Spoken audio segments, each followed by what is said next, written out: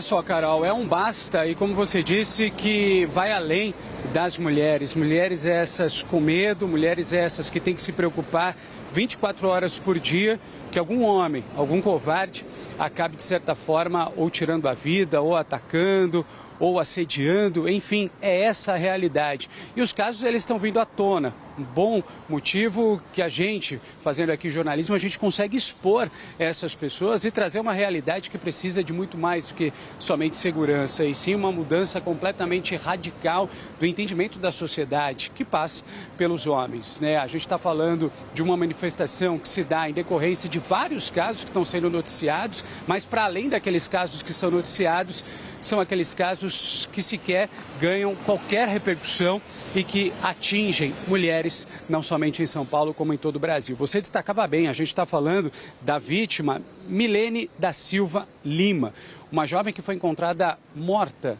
né, por um homem que estava deitado, também com marcas, né, de violência ao lado do corpo dela.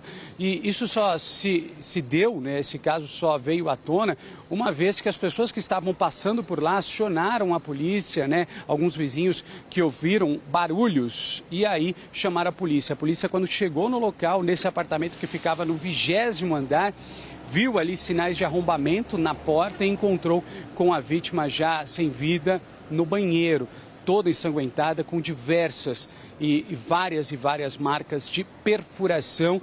O autor do crime foi preso, estava do lado do corpo dela com uma faca. Aí você fala, mas é um caso isolado. Não, pelo contrário, a gente está falando de um caso em Diadema no final de semana e de um outro caso na mesma região do Grande ABC, em Santo André. Só que dessa vez a vítima, Daniele Guedes Antunes, farmacêutica, 38 anos. O ex-companheiro dela acabou atacando ela em frente à filha do casal, de apenas 11 anos. Um homem que passava pela rua viu a criança chorando, né, e foi ali perguntar o que de fato tinha acontecido.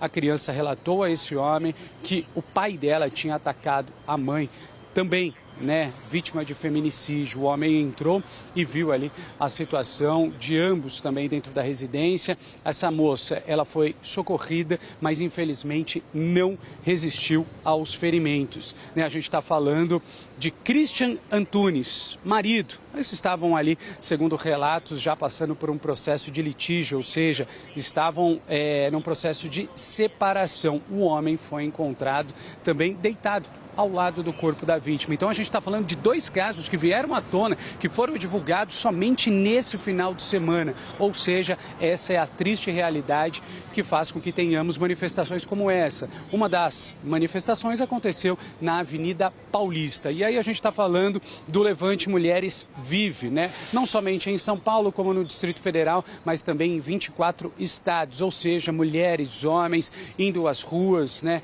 Todas essas pessoas pedindo fim, o basta pela violência. Somente aqui em São Paulo, o encontro foi ali no vão do MASP. A gente está falando, segundo o levantamento, de aproximadamente 10 mil pessoas que se reuniram, protestando, portanto, contra casos como esse que eu trouxe para vocês ainda somente neste final de semana. E a gente relembra o caso recente que estamos, inclusive, acompanhando, né, de uma mulher que foi arrastada por um homem, isso arrastada por aproximadamente 1 quilômetro aqui em São Paulo, ela que ficou presa depois de ter sido atropelada. Então são casos recorrentes, né? Os participantes, portanto, pediram aqui em São Paulo, assim como em todos os atos que aconteceram espalhados pelo Brasil, a vestirem roupas da cor preta, roxa e lilás, né? Roupas essas relacionadas à violência contra mulheres, justamente para representar esse movimento contra essa violência a mulheres, e mulheres que se espalham e que são vítimas, né, desses homens covardes, muitas vezes pessoas que estão próximas a ela